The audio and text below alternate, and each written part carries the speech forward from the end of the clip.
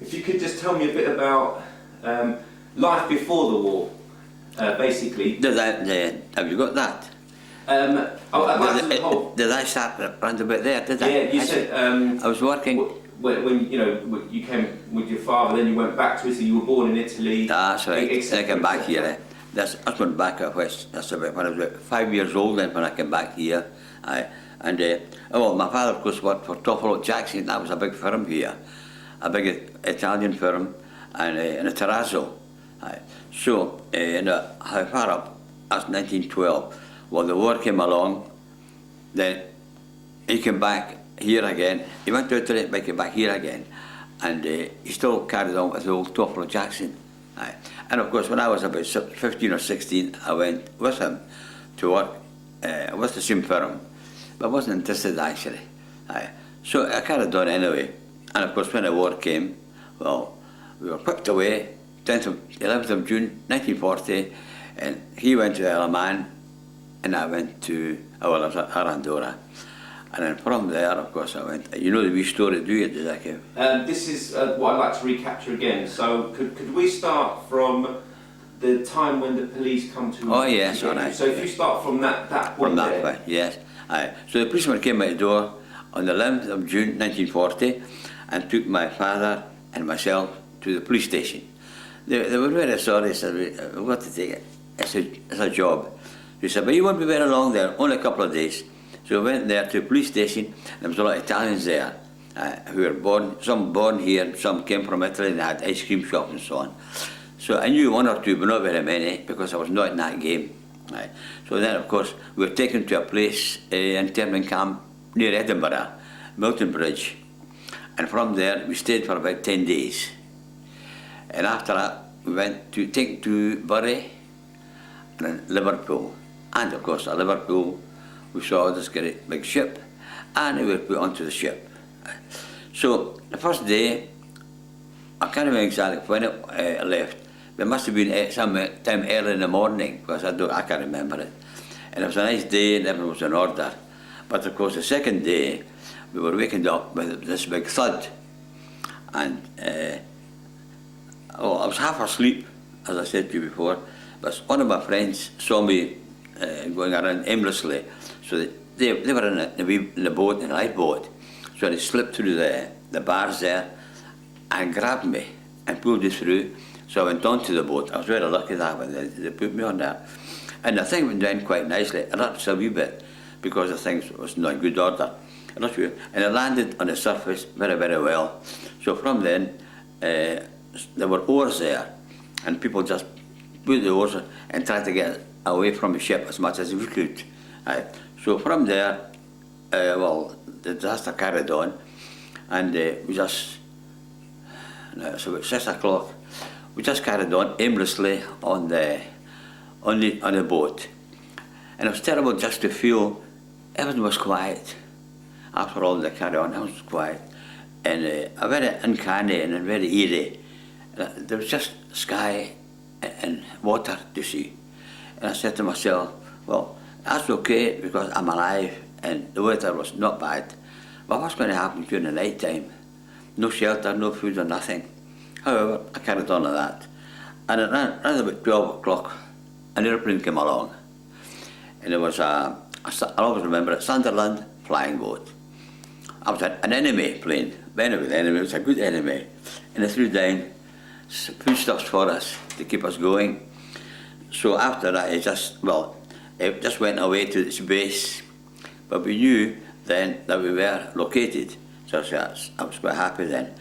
And about 5 or 6 hours later, a Canadian destroyer came along and picked us up, all the ones that were more or less alive. Some of them were alive, but it didn't last very long, because to be in the water for so many hours, it had not much chance. And of course, it was very icy, even though it's summertime. So onto the ship, I can't remember the name of this destroyer, and it took us to Greenock. And from Greenock, we stayed there for a night. And from Greenock, we were taken down, same again, Bury, and then from Bury to Liverpool. And from Liverpool, another big ship we saw there, Dunera.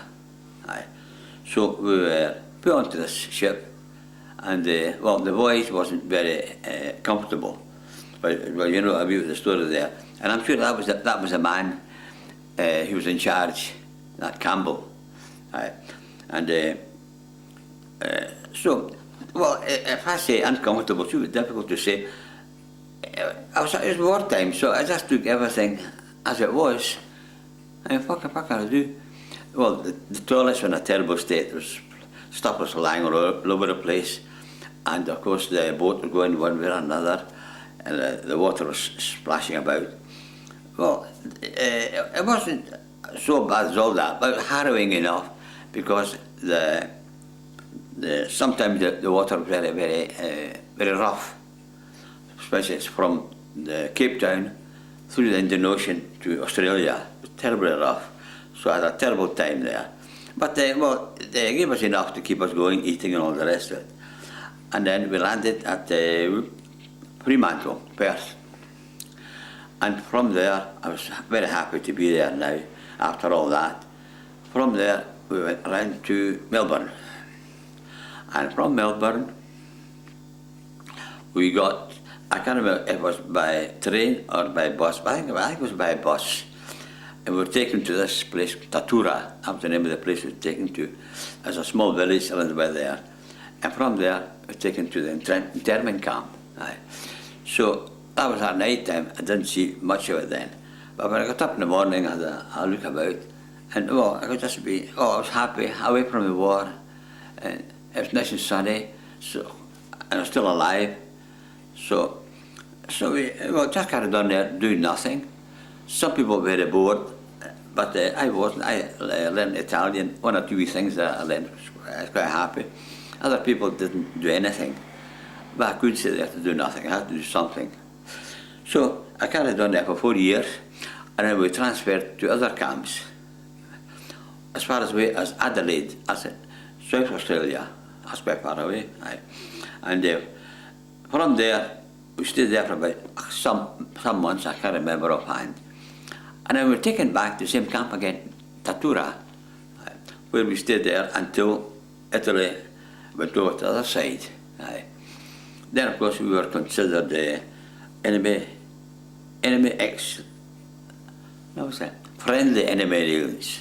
So, you know, whatever it was. So after a few months, they asked us if we wanted to get out, and I said, I'll just get out there now. So I went to work in the bush. I'm still in the bush, but I couldn't be bothered with that either, because I'm not a very strong man cutting down trees. So we used to go with it, we were allowed to go to Melbourne now and then. So I went to Melbourne, and I was 100 miles away. And from there, I met a man, he was in a terrazzo.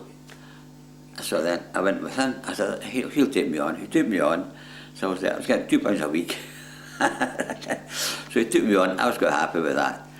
And I used to get a report from the British authorities when a ship was coming up.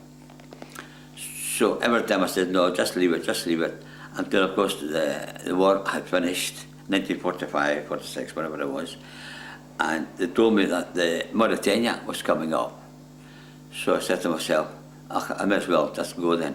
The place was quite safe. Japan had been beaten, Germany was finished. So we went on to Mauritania, and it doesn't take very long at that time, it took about a month or something. And I landed at Liverpool again, and I could still see the old place, you know, brought back memories to me, because the ship just landed there. Then from there, I got the train to Glasgow. And again, I went to the terrazzo. My father was still working there. But my brother had opened up a shop, a watchmaker shop. And so we said, I wasn't allowed to go where I wanted for work. I was still restricted a wee bit. But then came a time, a few months later, they come and go a wee bit. So I said, I'll go in with my brother. So two of us was working in this watchmaker shop. Not there, not where you see it there. We're not far away from there, but we got a chance to get that one, and we took it. So whether it's going to do good or not, we don't know. However, we did all right for 50 years. So we just carried on working away until, well, about a year or so. There's just something I need to ask you, because on the other interview, sorry, Rando. All right. That's it. That's fine. Sorry. Thank you very much. On the other interview, you said you mentioned it. After the Arandora Star was sinking, yes, you got in a lifeboat. Yes. And the boat distanced itself. The what? The boat? The lifeboat distanced itself. Yes. From Oh the yes. Arandora That's Star. right. Oh yes. Could you explain from that part again? Because on the last tape, you said you saw all the little wee heads disappear. That's right. When I was on the boat, when I was on a lifeboat, I just popped up once or twice, and I saw the wee heads all over there, and then out of the blue didn't see them anymore. Because the water was quite calm, so you could see the wee heads and things. It was a nice bright day, and the water not very, not rough. And when I looked at the cricket, I don't know what I thought. To show the wee heads there, all going down. Some people were on rafts, some people were on or anything at all they got their hands on. Well, I still saw one or two of the boats like mine. They were the lucky ones that got on them. I was very lucky. I didn't even get my feet wet. I know. Now, this is the point which I need to clear up, because on the Times newspaper, they described the reason they said so many people died was because. Sorry, Rando, could you lean back again? Oh, I suppose. The Times newspaper on that week, sinking of the Arandora Star, described why so many, because we're talking about nearly 800 people died in half an hour. That's right. And one of the reasons they said there were so many Italians who died was because there was infighting between Italians and the Germans. No, I didn't see anything like that. Did you see any conflict? No, nothing at all. Of course, you're so engrossed in your own life that the man took me in, and I just fell into the lifeboat, and that was all I can remember. But on the back of me, I don't remember anything. But I don't remember any fighting. But not all papers said that. No, just an odd. I used to get papers like that. But there was no fighting. Everybody was just looking after themselves, but no fighting. No. When you boarded the Arandora Star, were you given any explanation of health and safety in terms of life jackets? No, nothing. In terms of escape? Nothing at all, nothing at all. I knew nothing about anything. I just boarded the top, keep my fingers crossed. I didn't know where we were going, but no, nothing at all. I don't even know what a life jacket was. So we just went on blindly, you know. And by sheer luck, we're taken over. We were ordered to go in the top deck. Just when I put the wee arrow there, just there, because I think it must have been the deck below when we were boarded it. But the night before, and we were ordered, all the Scottish contingent, to go on the top of the deck, which was very good for me. That's why I got saved. Was that in the open air, the top Open deck? air, yes. It was a lovely day. They gave us a blanket, but it was open air, so I was quite happy there. Oh, aye. It was nice. Yeah. What were your feelings then after surviving the sinking of the Arandora Star? Being taken to Greenock. What? Being taken to Greenock. Oh yes, and then being retaken down to Berry Mills, which was not a very nice camp by all accounts. No, it wasn't very nice. No, it was a makeshift thing. It was all like that at that time, but Britain was in a terrible state then. It was a camp with tents, and I think it was in a tent.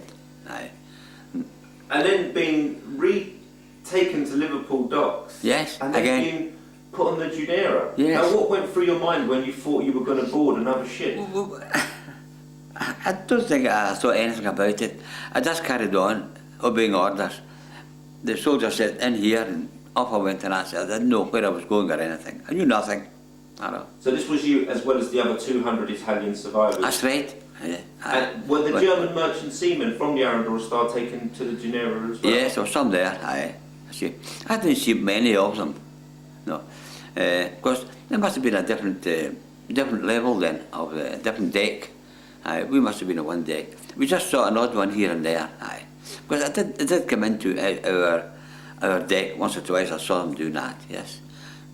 And now, apart from the harrowing journey of the amount of men on the Dunera and also the swirl of the sea, yes, was there another incident whereby you were torpedoed again? Yes, that's right, torpedoes again, aye. I think 2 torpedoes were fired at us by our allies there, but they didn't go off, so I was very lucky that way, aye. But Don, I'll give you papers regarding that wee story.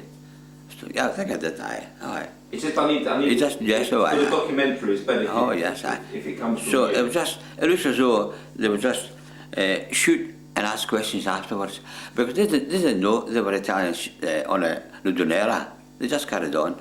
Aye. Was it, this is a point I've asked you before, so I'm expecting the same answer. Was the Arandora Star marked in any way that you can remember? I can't remember that, no. No, I just remember seeing the Arandora Star, just the outline, because it was painted over, but then as I walked I could see the Arandora Star, because my name was on it, you know, Rando, Rando, you know. So I noticed that, and that was just at the back.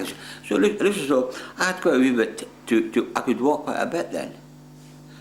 So I walked around the back and I saw it in the back. I didn't see in the front, of course, no, because it's at the side. But I was at the back, I remember that, and I said Arandora Star, blacked out, and I said, well, that's my name there too.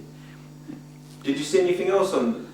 Did you see any? Because I know the ship was armed, it had 2 guns, one fore and one aft, and it carried some barbed wire as well. Did you see any of the security measures that the War Office had implemented? Well, they said there was a lot of barbed wire there, but I didn't see very much of it. And as I said to you, I came walking up and down the deck, and I walked around to the back, so I couldn't see very much. But according to the captain, there was a hell of a lot of barbed wire all over, so they couldn't escape at all. But I must have been the lucky ones that didn't see very much there. Moving away from the Arandora Star and the Dunera on your time in Australia, did you learn any new skills in the internment camp? Did I learn new skills? No, not really, no, because I was quite skilled with making things, metal and things like that. I was always working on it, and no, I just learned Italian, so I was quite okay there, quite bright there, and learning the Italian language. I thought that was very good. There was other people showing me how to do drawings, and there were 2 people, they were very clever, and well, I just learned 1 or 2 wee things there. I've got a wee engine here, which I made when I was in Australia. Did I show you the wee engine? I think you showed me the shop, but I'd like to see it again. It doesn't matter, it doesn't matter, right? Because I made a wee steam engine, and I still got it here. I made other little things. I made scissors, I had a ring, I had a lot of wee things all made, but Joanna managed to lose them all. Well, I managed to keep the wee things here. What did you make the ring out of? That's a good question, eh? Believe it or not, from a florin, you know, it's a florin, because Australia didn't have half crowns, had a florin, and I got the coin. I had a wee thing made like that, metal. Put the coin there, and another rod on the top, and hammered away until I made it into a kind of a bowl. Then I cut the bottom side off, and I started hammering until I made it into a ring. I'd got a lot of people wanting one. The one I made was really a good one, because it had 1920 on it. That's when I was born. And I actually asked a soldier to get me one when in Australia. They were very friendly, the soldiers. So he brought it up, and there I had a beautiful ring made, and I had 1920 inside, and again Joanna lost it. She put it into her pocket and took the jacket to get it cleaned up. That was the end of it. Did you have any experience with one of the guards who saw you making, because you can't deface? That's right. No, it wasn't one of the guys, it was the camp commandant. But he didn't mind. He just looked on. That's all. I said, okay, carry on. He said, don't worry. Yeah. I thought, I'm going to be court-martialed here or something. What's amazing is that you actually learned to speak Italian in Australia. Yes, because we always spoke here in a dialect in the house. But in Australia, I said, I'll go to town. There was like 1 or 2 teachers there, and they were very good. And I started off from scratch, and I said, I'll start off from scratch. And I carried on. Well, you can speak Italian very well too, don't you? But I didn't learn mine in the internment camp. It was great. At least I learned that. I learned something, yes. Now, Did the police give you any explanation to why you were interned? No. No, it was pretty obvious. Italy declared war. And you were an Italian citizen? Oh, yes. Aye. So automatically, overnight, you became an enemy alien. Oh, right away. And all enemy aliens were interned. Yes, right. So you had been here Yes. since you were 5 years old? Yes. So how many years had you been here before the start of the war? Well, from 5 to about 1937. From 5 to about 20 odd years, whatever it was. Okay. So I've been here, hardly knew I was Italian. I was Italian, but I hardly knew I was Italian. I was quite happy here. And so your father was interned with you as well, but he went to the Isle of Man. You were deported though. Was there any reasons given why you were separated? Why No. you went to the Isle of Man and you went to Australia? No, there's no reason at all. He remained there in the camp, and some of us went away from the camp. We were just chosen at random from the camp, and off we went, and we didn't know where we were going. And we landed up at Bury, but we didn't know where we were going. But there's no reason to be separated. No. So was it a Bury internment camp that people were? What happened at Bury? Did guards come along with a register and start calling out people's names? That's right. I just started calling out people's names. Some of them were about 70 or 80, well, 70s anyway. I was one of the youngest. And the other ones, well, I felt sorry for them. I was young, so I didn't mind so much. And my father remained there, and of course we said, well, cheerio. And my father said to the friends who saved me, look after the boy. And they said, I will look after him, and that was it. And they did look after me. Because of course they then pulled you into their life. Yes, They were just friends of my father, because they were working too in the terrazzo. So he had made friends there, and his friends, he said, now look after the boy. I said, all right. That was his last words. So from that point there, which must have been before the 2nd of July, because that's when you set sail on the Arandora Star, you said goodbye to your father. Yes. And then when was the next time you saw him? After I came back home. Which was?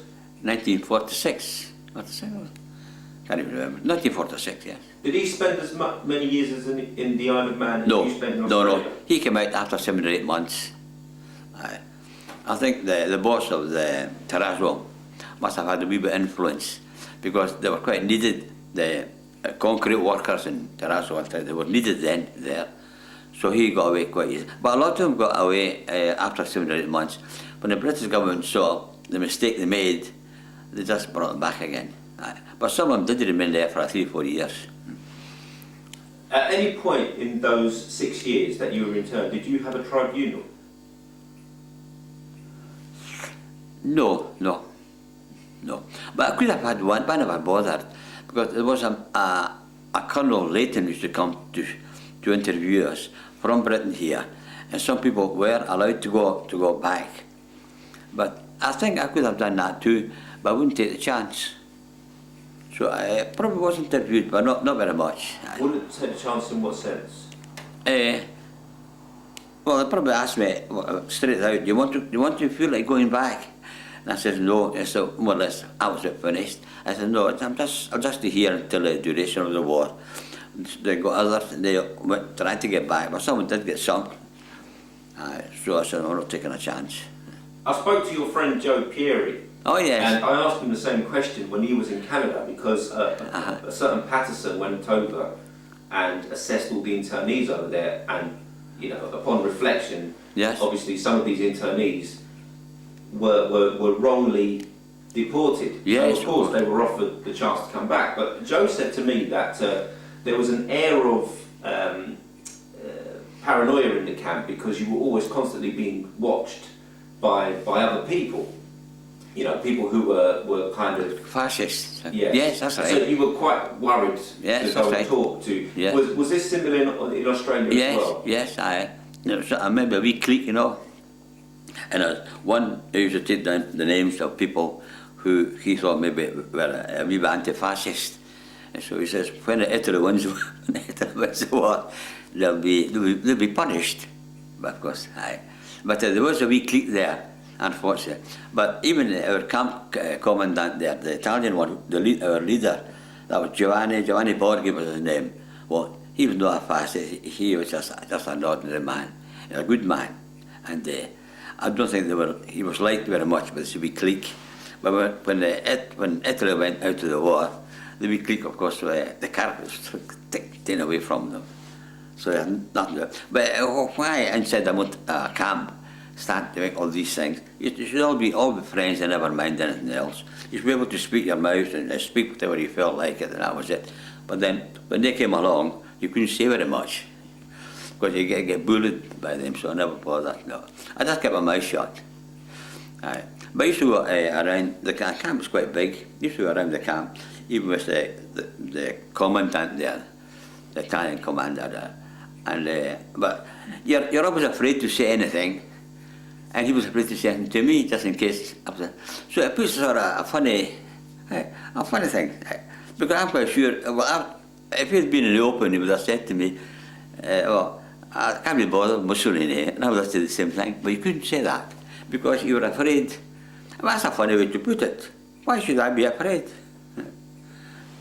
Anyway, it turned out all right at the very end. I was released, and I was quite happy to be released. I went to Melbourne, and I was quite happy to stay there. 18 months. I had a girlfriend there. So why worry? It's all. I mean, you know, we've been talking for 17 minutes, but of course, this is 6 years of your life. Yeah. I suppose the longest, I presume, the longest period for you may have been in that internment camp. But from the start, it sounds like the events were quite rushed. Yeah. Were you surprised at your treatment? Because I've asked you just before, and you've said to me that you weren't a member of any of the Italian clubs. You weren't a member of the Italian Fascio in Glasgow. You were just an Italian citizen. Yes. Resident here. You talk with a very strong Glaswegian accent. Yes. You sound pro-British as well. Do you feel you should have been given the chance to have a tribunal at the start and being assessed straight away, as opposed to being naturally presumed to be an enemy? Would you have preferred a different approach, say, than the method taken here? I don't think so. No. There wasn't, but no, there was no interviews or anything at that particular time. We just bundled away, and that was it. I know. It was understandable the way Britain was. I can imagine the way Britain was then was a bit of a mess. It's all understandable. And the way I was treated in Australia was very good. I can't complain there at all. There's nothing to do. I don't know if I wrote in my book there. A piano came along one time. That gave us a piano. Then they gave us a gramophone, and I gave us some Italian records, some of the arias, Italian arias. And I still remember some of these Italian arias. When I hear them on TV, that brings back memories to in Australia. Oh my God, I remember that for us. But I heard Gilles singing that one. Yes. So they're very good to me. I can't complain. Then another time, the Red Cross people used to come in to have a look about, but there was nothing wrong. No, everything was in order. We were well fed enough to keep us going and treated very well. That's all. Okay. So I suppose, the most harrowing experience for you must have been the sinking of the Arandora Star, and then the journey from Liverpool down to Australia again. I know.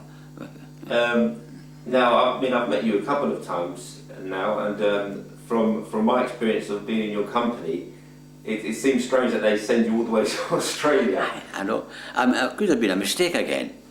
No, it could have been. Why Australia? All the places. And going through the Atlantic, all the places which was infested by U-boats and things. Which just by law. But why, as you say, why Australia? Was that planned out before then? I believe what happened is that Britain got in touch with Canada and Australia. Yes, that's right. And a few other, New Zealand and a few other places, but some didn't agree to take internees. Australia and Canada obviously did. They took 3,000 here or something. Yes, about, all in all, about 8,000 internees, not Italians necessarily. No, not all internees. All the people they thought could be opposed to the could be a threat to the nation here, Yes. which is understandable. Which were Oh, yeah. predominantly were the refugees coming over from Germany, Austria, Czechoslovakia. Yes, of course, yes. After Germany. They could have filtered in, being kid on with refugees and spies, they could be spies. Aye. No, I can understand all that. Aye. And there's just one thing, Rando, which I don't think I've got, is I remember the last interview, you spoke about the Dunera's voyage and the different places that you went to. Yes, that's right. Could you recap on that, please, from the day you set sail from Liverpool? Well, the first place was Freetown, Sierra Leone. That was the first number one. That's West Africa. And then further down a wee bit, I think it's called Ghana now. Takoradi is the next place. That was the name of the town. I'm sure it's Ghana now, or Gold Coast or something. One of these little places. And then from there, we went down to Cape Town. And Cape Town was the first time we saw a bit of civilization through the portholes. We couldn't see very much, no. And didn't land there or anything. We just stayed in for a couple of days to get our provisions for the big long crossing. So the long crossing was carried on. But the weather, that's where the weather was terrible. The sea was very, very rough there. And I couldn't sleep or anything. So that's where I had a terrible time. From Freetown to Melbourne? Yes, about 3,500 miles or something. Freetown to Melbourne. No, from Cape Town to Freetown. Freetown is West Australia. One of the big. Isn't it West Australia? Freetown, near Perth. Yes, I think it. I'm not too sure. I'll have to check on the map. No, but that's an incredibly long journey. How long did that take? The journey, that's a good idea. And I've got it marked down to you, but I can't tell you offhand. Must have been 10 days, couple of weeks or something. It's quite a long journey. I think I read from Tolai. Do you remember a man called Tolaini? Yes. He wrote an account about his experience on the Dunera, and he said it was a 56-day voyage. I think yes, right. From Liverpool. That's right. Aye. 56 days. That's right. And there was some. I know that is it Colonel Scott, the commanding officer, he was court-martialed. Yes. Because of his conduct of his and his officers on the Dunera. Yes. And there was lots of looting. Lots of beatings. Lots of. Well, I didn't see any much beating. I didn't see any. No. Of course, some of the internees probably were quite cheeky. You see. But I wasn't. I just said, oh, all right. But some were cheeky. What do you do this for? I mean, the interview would say, give me that, or give me some, maybe cheeky somewhere or other, and I got maybe beaten a wee bit. But I don't remember seeing that. But some people did. Well, so I heard anyway. Was any of your property confiscated from you? Well, confiscated because I had a watch, a pocket watch, and well, the order came that all the articles were put in a wee bag and taken to the commandant there, and that's Scott, whatever his name was, and they said they would give us all these things back after when we landed in Melbourne, but we never got them back, so they kept them all. But my watch wasn't worth very much anyway. But then we did get a paper to sign and put down all the things that were stolen from us, and we got compensated there, so we can't complain. Oh, that's good. I could have put much more. They would have given me whatever I asked for, but just because I had a pocket watch, with 30 shillings it cost me that time. But I could have put much more. But other people probably did, and they were quite right to do that. But I just carried on that way. Aye. So I can't complain there either, because at least they did some direction to compensate us. Aye. Have you been compensated further because of your experiences? No, I should be with the Italian government. They were worse than the British here. I got nothing from them, so I'm not very happy there. No. What do you feel you should get from the Italian government?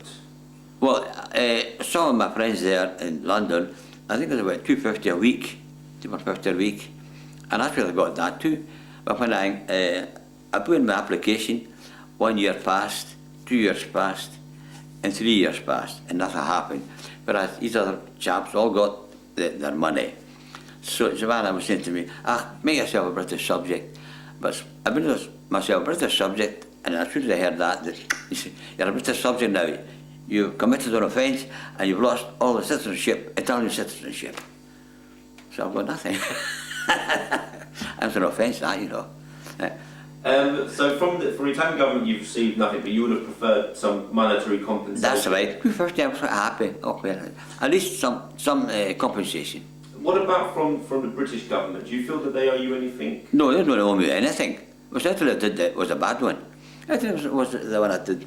Actually got some from Italy.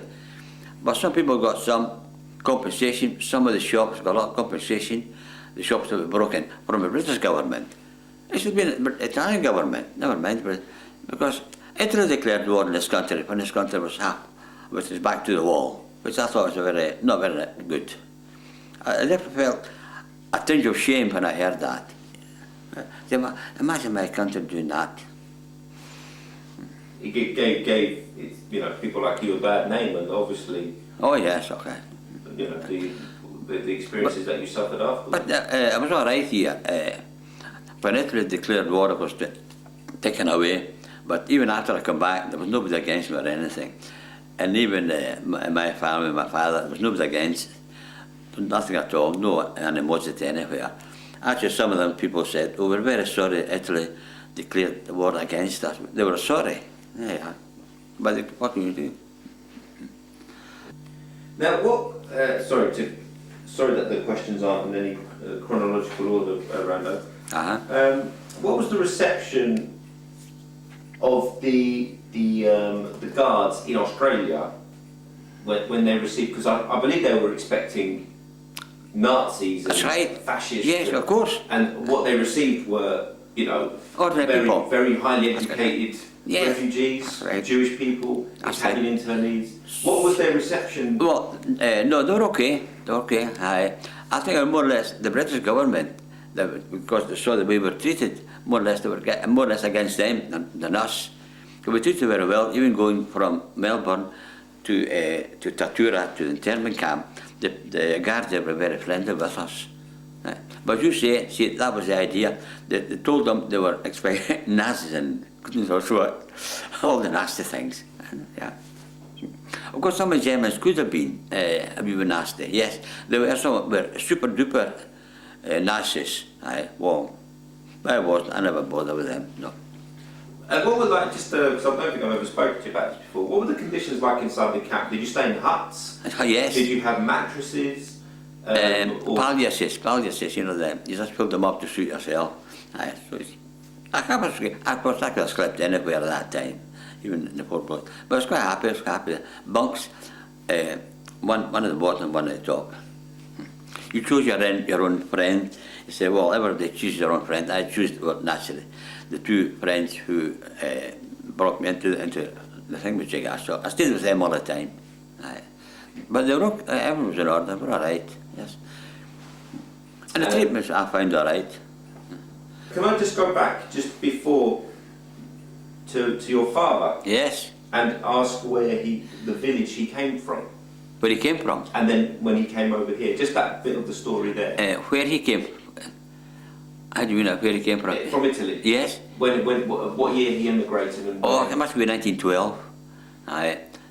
There was somebody there not far away from the village. This was Mr. Toffolo that I mentioned before. And he came over to see my father because he knew my father was a good mosaic worker.